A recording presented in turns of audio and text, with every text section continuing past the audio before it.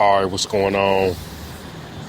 I decided to do me a podcast today because I just felt the need to speak on something. And I've been out of commission for a while on that and focus on some other stuff. So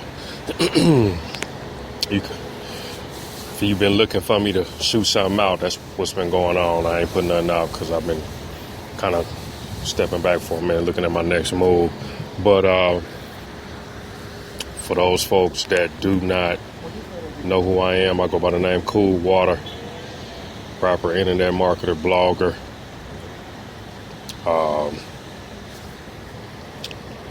I guess you could say a few other things, but right now it's my 30-second elevator pitch. Today, I wanted to speak on this subject matter because I've been thinking about it for a while, and it's related to the music industry. The title of this particular podcast is going to be Jay-Z, Tidal, and the Billionaire Boyz Club.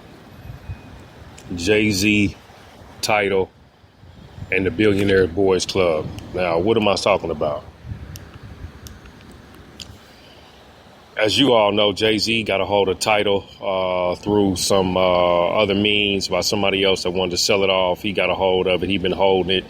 Now, Apple has been somewhat in negotiations with Jay-Z about buying Tidal from him and basically getting it out of his hands. As far as I'm concerned,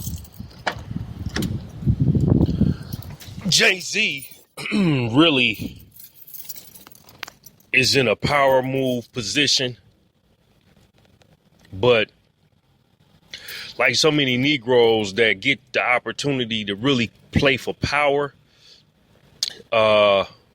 he probably won't.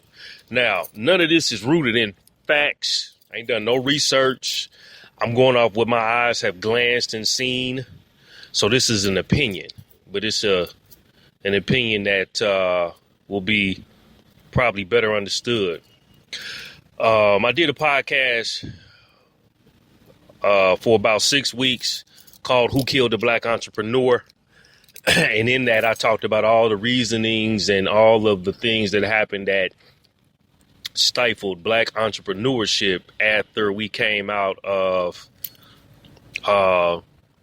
antebellum slavery, the Reconstruction era, Jim Crow, black slave codes,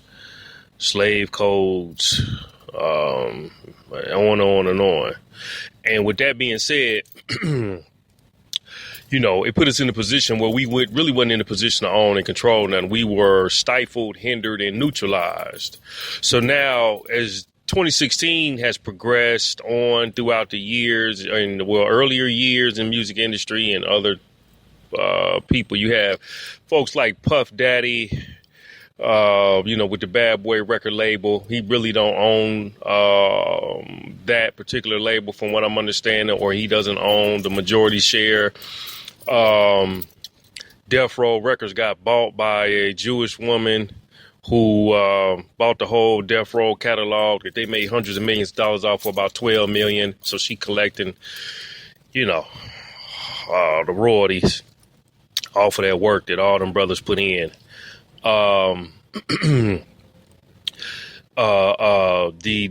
Murder Inc. Boys got infiltrated, overran, overtook, stifled.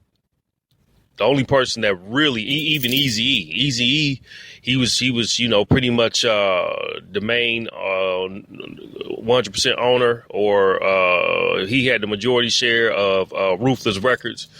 Jerry Heller came in and was supposed to be more or less the marketing arm, the business manager man behind that. But at the end of the day, Jerry Heller ended up losing Death Row Records in some regards. And I think he ended up getting his wife. His wife owns and controls that now, which ain't bad. But it's not even a major player. It's not a player in the game. The Jew boys ain't putting him out there and putting her out there where, she can get that type of paper that Easy was getting. The only person I know that really got a real strong foothold on his record company and total control and ownership is Master P. Master P still owns No Limit, or the new No Limit Records, 100% ownership. And then he got new artists now. He said he don't even do the deals that, he did back in the day, or they would have done. He do joint ventures. So you got a 50% chance of making as much money, but you got to be 50% smarter now, and you got to get out here and do, the work, because, getting the music to the public ain't as hard as it would have been back in the day with P and them, because really the internet just started popping off back in the early 90s, when I was in college around 92. So here we have the Billionaire Boyz. The Billionaire Boyz are the Mark Zuckerbergs, the guys that own Instagram, the guys that own Pinterest, the guys that own pretty much all these social media platforms, Silicon Valley Boys, Mark Cuban, Kevin O'Leary's, on and on and on. And it's an exclusive club, the Billionaire Boyz Club. You start talking about the tech. You talk about the folks over there at Apple with Steve Jobs and his team. You start talking about Microsoft with Bill Gates and his team. You start talking about Amazon and his boys over there with his team. You start talking about China. You start talking about Alibaba and AliExpress. You understand what I'm saying? The Billionaire Boyz Club is an exclusive club that typically doesn't really have very many African Americans in it. Now in the world of entertainment and television, which is the area that we've always dominated in, we have a few. Bob Johnson, but he sold his stake and share. Oprah Winfrey, she sold, got off the Harpo platform, and then she created her own. But from what I'm understanding, she is not total owner. She's part owner with some white guy. So when you begin to look at the paradigm and the dynamics of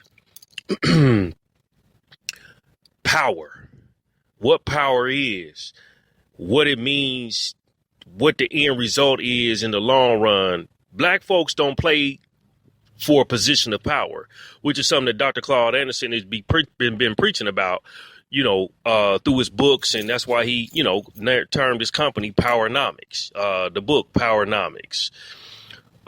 We don't have a think tank. We don't have nobody working to understand what the outcome is if we project into the future 150, 200 years for Black America.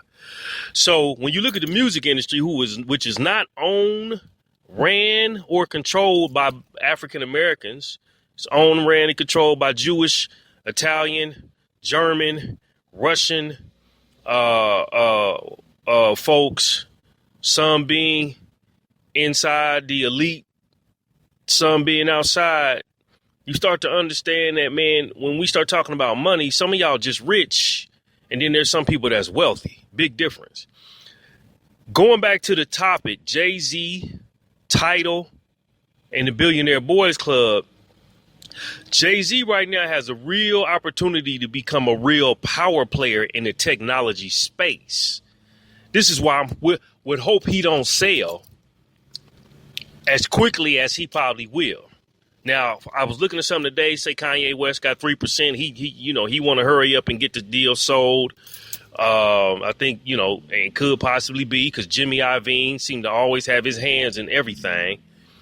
May have a hand in the background somewhere, because I noticed he always in the background, and I didn't know, I ain't studied Jimmy like that, but I'm noticing. I seen him, the Outkast Organized Noise documentary, and Jimmy Iovine was somewhere in the background along with L.A. Reid helping Outkast get to the forefront. Jimmy Iovine was responsible for Dr. Dre, Death Row Records getting to the forefront. Jimmy Iovine was responsible for Dr. Dre and them $300 headphones that they slicked y'all out of. So Kanye made something about a response about Jimmy, Jay, and some other folks. We just need to sit down and everybody need to tap this thing out so we could go ahead and cash out, in so many words.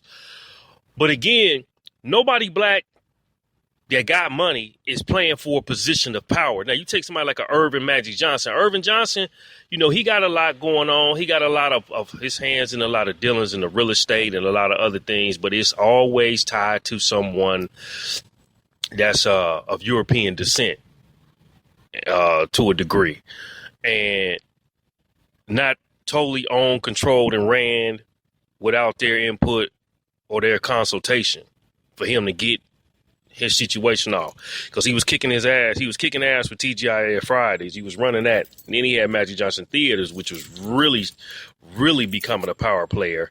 And the experience was really nice. But then, I guess he sold his interest and, they closed up shop. But we take a person like Jay-Z, who has his hands in the Brooklyn Nets, who has his hands in the 40-40 Club, has his hands in the Vodka, has his hands in a few other things. And here he holds a technology, a streaming website like Tidal, which puts him in a position to become a power player in the Billionaire Boyz Club. Puts him in a position where he can become a stronghold, a real dude with some balls that folks gonna have to actually come to and really deal with from an angle of power. And I think, again, Jay ain't gonna do no more than what Jay do. Cash out, get the money, and get on after he flip it. But I'm just saying all this to say that I think that if we really took a real look at the big picture, black folks got to start holding what they own. You can't be so quick to sell. You got to hold it. Let the asset build. I know a guy on Facebook, Kenneth. He was kind of, I think he had a topic up about the Jay-Z title. And I was like, man, I would like to see the dude not sell so quickly. To me, the asset ain't been proven to be vital. It's cool, but it ain't been proven. You got a couple of folks on there with brand names like Usher and a few other people, man. And, but it ain't been proven. But really what I was getting at was dude need to hold it because that gives him a position of power.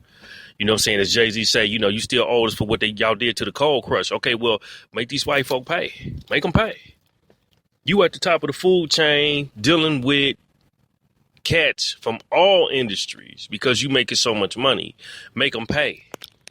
You feel me? Make them pay and make them really, make them pay and make them really see the big picture as it relates to what power and ownership really is. And it puts him in a position to become one of the Billionaire Boyz.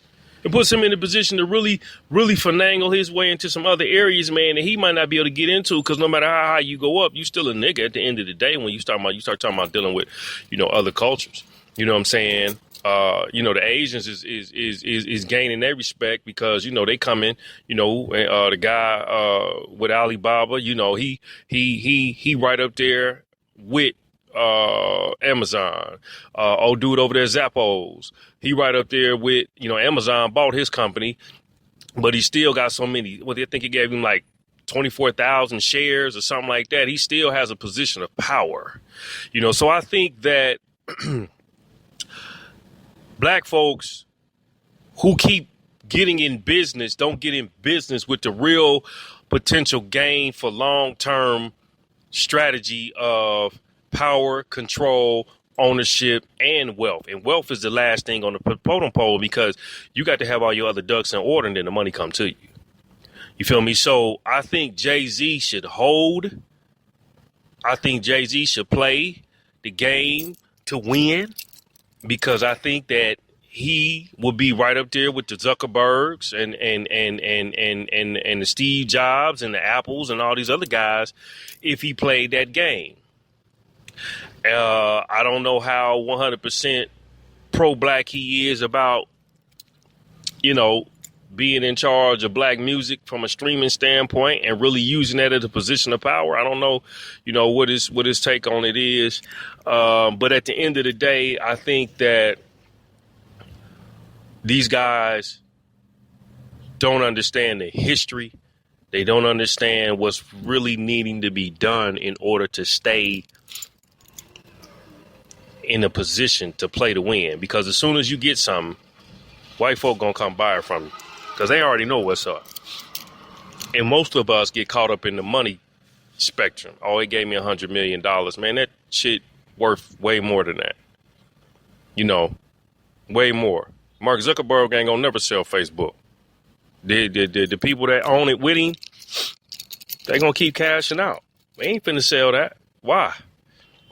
You know, Facebook, internet got to go down for it to, you know, be a major issue. These cats just hold on to it, man, and it puts them in a position of power. You're talking about technology. You know, the tech space is one of the hardest spaces to get in, and once you rise, you it. So, you know, Silicon Valley really make the whole world move. So, it's a lot more I want to say. You know, my mind ain't really all the way there.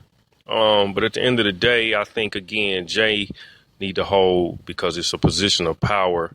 Black folks need to learn what power really is, need to understand how power works so that they don't always give up their best asset. You give up their best opportunity, man, to control and negotiate and really play the game, which I recoined the term shark versus alligators. Become a real alligator and start biting off some of these heads of some of these sharks out here who really just, you know, racist and, you know, really about more than just money. You know, they're about a whole lot of other BS I ain't gonna get into. Hey, man, but I'm cool, Water. I'm out. I just wanted to throw this out here. You know, if I get some more, I may do a part 2. But right now, I just wanted to throw that in your face. Keep an eye out on it. You know, if you find anything of some substance, let me know, because I'm just watching to see how they're gonna end this thing. Definitely subscribe to my podcast, and you know, holler back at me. It's Cool Water. Peace. Check out ishiphopdead.com. Holler.